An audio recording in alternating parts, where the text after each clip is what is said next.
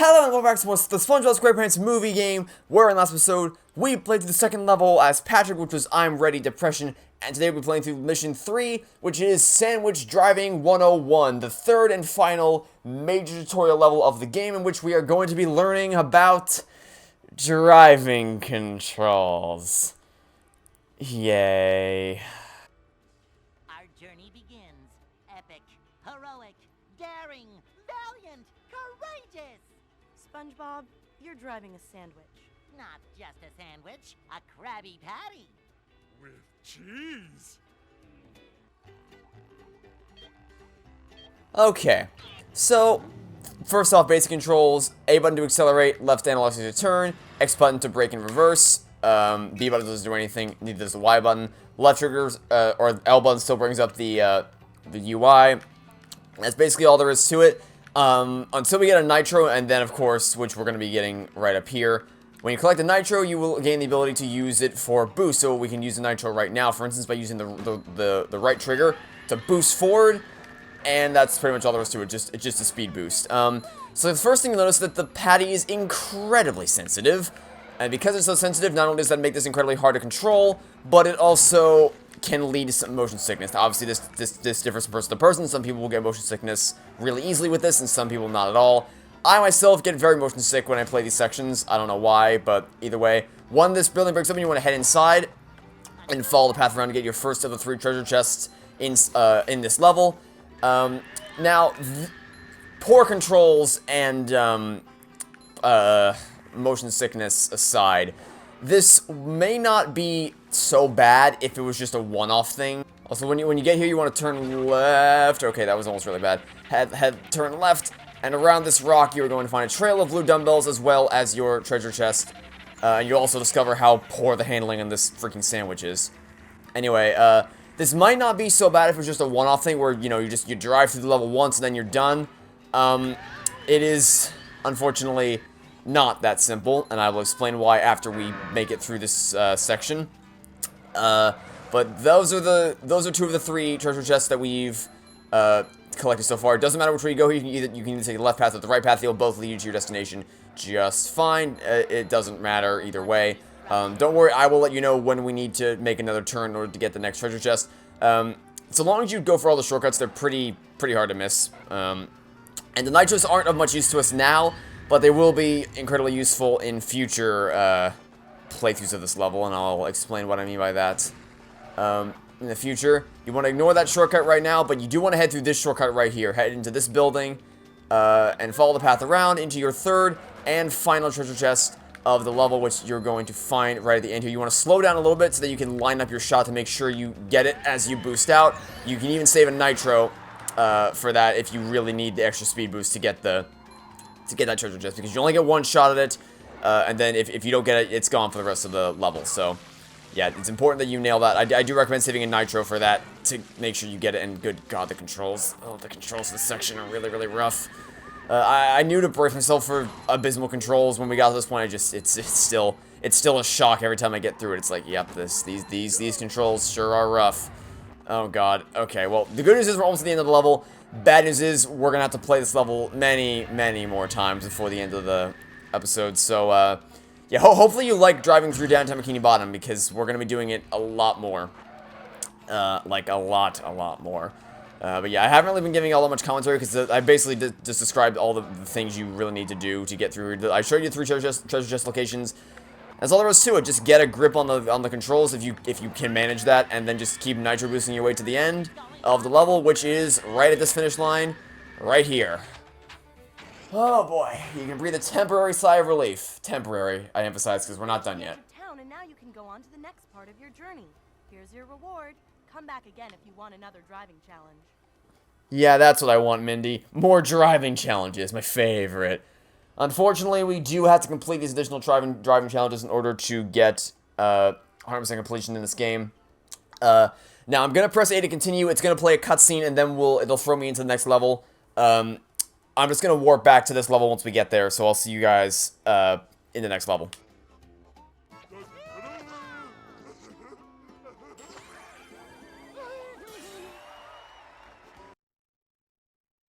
With the chaos of Bikini Bottom behind us, SpongeBob and Patrick begin their long journey towards Shell City.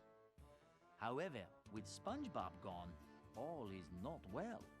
Plankton is now selling the Krabby Patty at the Chum Bucket, and with every purchase, customers are getting a mind-controlling bucket helmet. Squidward has discovered Plankton's plan to create an army of bucket heads.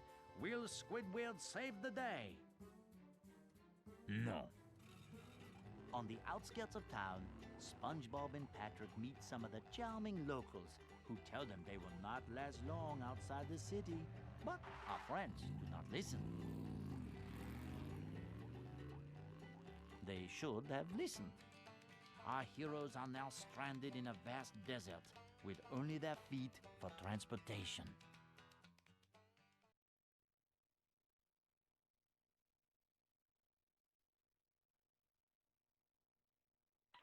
Plankton is using those radio towers to broadcast his evil messages across the sea. SpongeBob, you have to find a way to shut those towers down.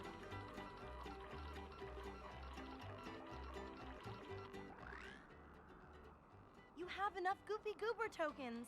Now I can teach you the bash move.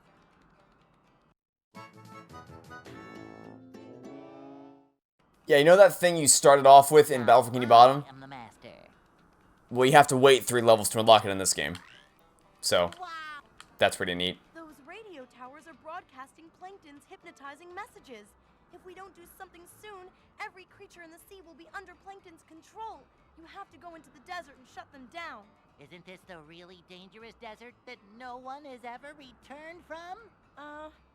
No. I think that's the desert next to this one. Oh, well, in that case, I'll have those towers shut down in a jiffy. Alright, so we're going to do this level next episode. But for now, we have 1, 2, 3 more driving challenges to do. Fun, fun, fun, fun, fun! And the first of those is a time challenge. So let's just go ahead and warp to this level.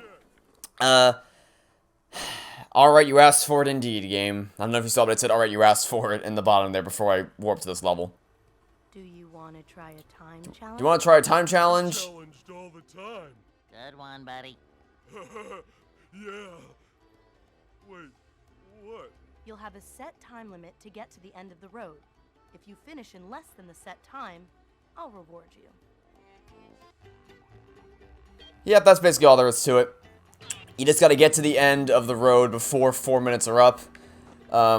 Which, the first time challenge isn't that bad. Just make use of your nitros on long straightaways, take as many shortcuts as possible, and that's really all there is to it. The second time challenge, because yes, there is another time challenge, believe it or not, is a little bit more tedious, because it's, or I guess not tedious, it's a little bit more difficult, because it's, well, okay, well, first off, let's not make silly mistakes like that there, me. It's a lot less lenient with how much time you have to get to the end of it, but the main issue here isn't so much that this is, like, uberly difficult. I mean, the second time challenge can be, certainly, but it's not a matter of difficulty so much. Also, you want to take stay as close to the right side as possible here for this park.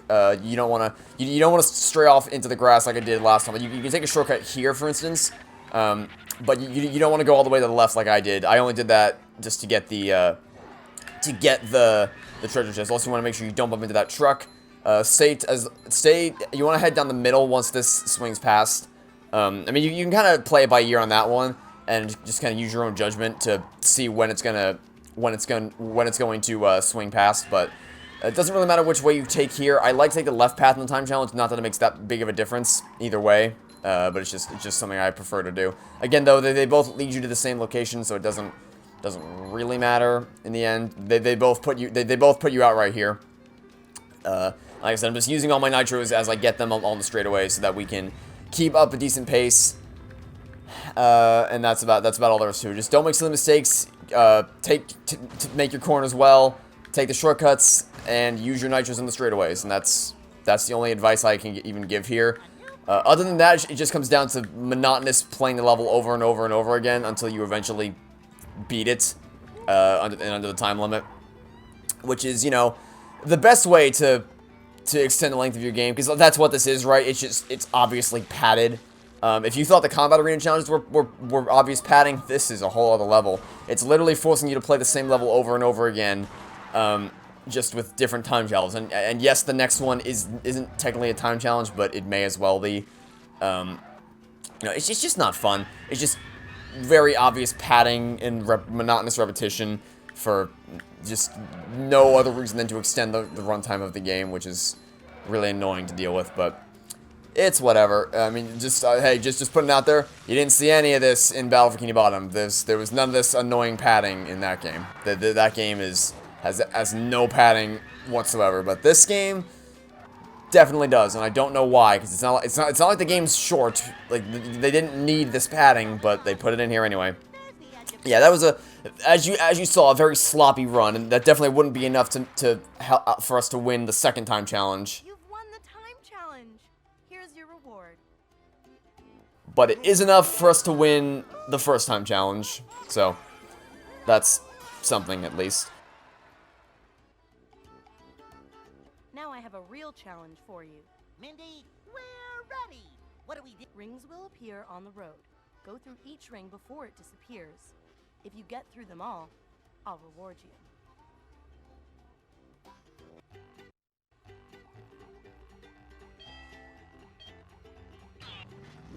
So, now instead of a time challenge, we have a ring challenge.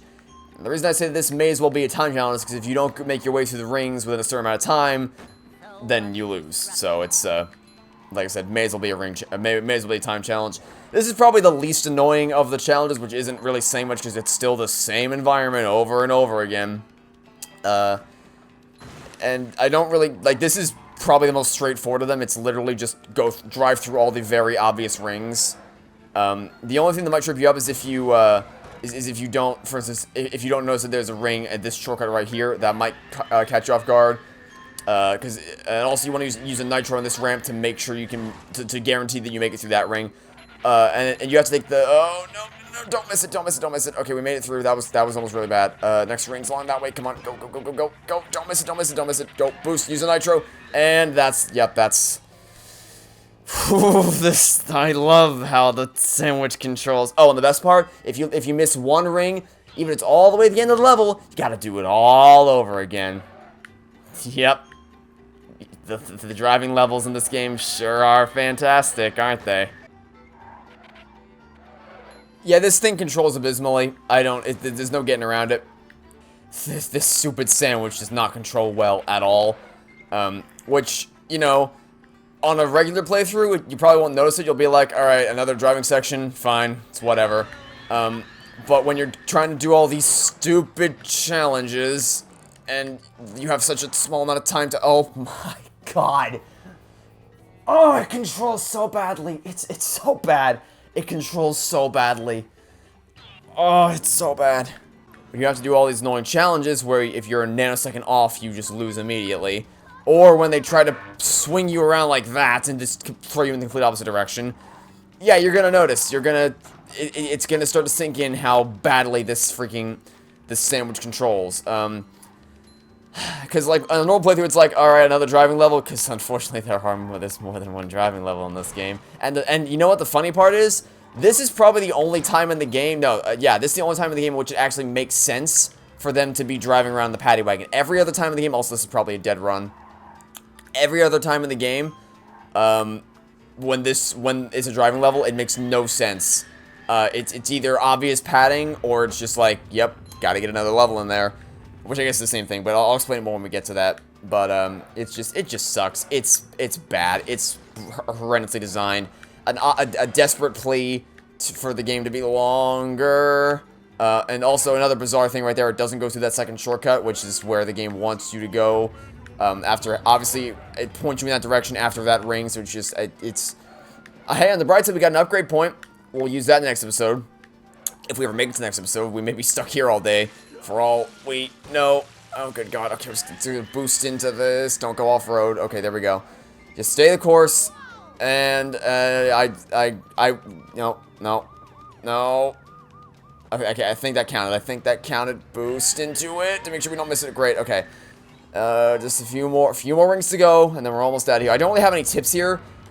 It's just a matter of how quickly you can get a grasp on the controls of the sandwich. And by the way, I've been playing this game for 16 years, still don't have a grasp on the, I mean, with all my experience playing this game, I still struggle with these freaking controls because they're just so awful. But, you know, it's whatever. It's just knowing for the time challenge, it's knowing the best routes around the map, and for this, it's just getting a grip on the controls is really all there is to it. The good news is we made it to the end. The finals, oh, did I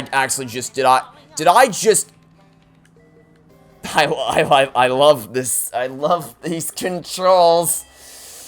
Oh, they're so good. Guys, can you tell how really good these controls are and how not awful they are at all, and how the person who programmed this is actually really good at game design? Yeah.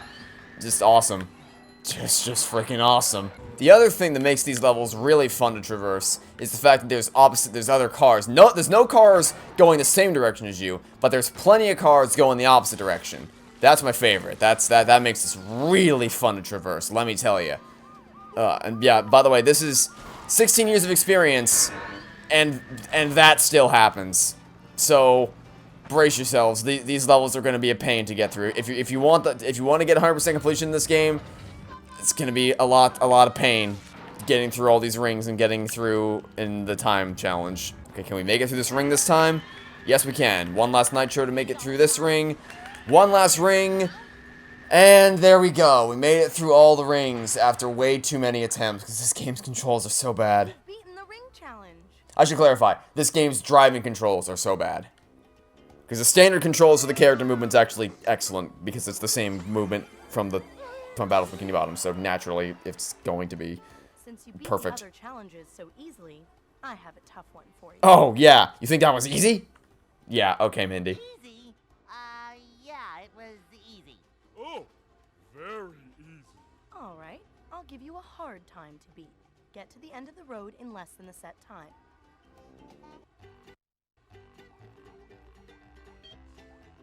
Our new time challenge is 3 minutes, which isn't too far off from the time that we got the first time around. So basically just, like I said, follow the same route that I showed off the first time around, only with less mistakes, and you'll be good to go. Also, in case you're wondering, no, you cannot upgrade the car. I wish there was a perk where you could unlock the better controls perk. That'd make this a lot better.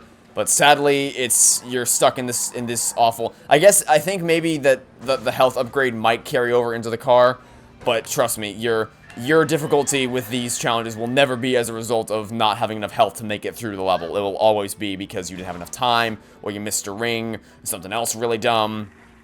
It'll never be because, like, this for instance, making dumb mistakes like that is what's gonna cost me this run. Not because I ran out of health for no reason is that going to be a thing that happens. I'm going to take a little shortcut here to shave off as much time of this run as possible. Because I keep bumping into lampposts because this vehicle is just so slippery.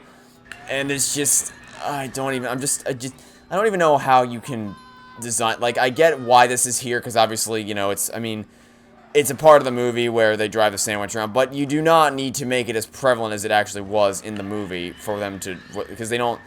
I'll explain it more when we get into it. And you definitely did not need to have there be 3 different extra challenges on top of having to beat this the first time anyway. You definitely did not need that. And I think I can say with confidence this run's probably dead just because of how many times I bumped into lampposts back in the park. So yeah, this run's almost definitely dead. Which, I mean, I expected that we'd have to do this multiple times anyway because it's the second time to beat is always much harder than the first. Just make sure you take as many shortcuts as you possibly can.